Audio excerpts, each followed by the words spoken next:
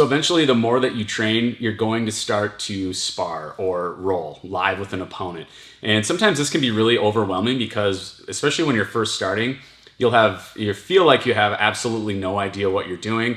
And a lot of times your opponent who has been training for a while, you might feel like they're just physically dominating you and you're getting stuck. So I really wanted to talk about just some fundamental, concepts and things that you can think about as you start to spar or roll.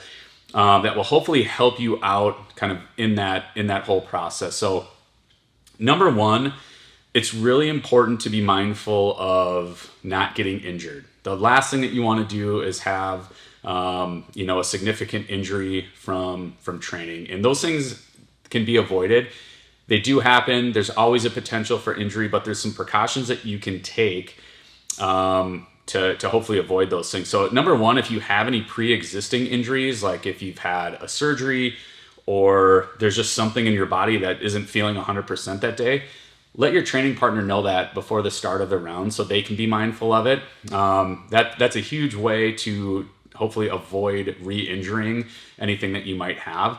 On that same note, if you're a brand new white belt, I highly recommend you don't roll with other brand new white belts if it can be avoided. Try to find somebody that has a little bit of experience, blue belt or above, someone that is not going to try to, impose their will on you or they're out with something to prove, which can be really common with new white belts. There's a tendency to really go as hard as humanly possible against each other.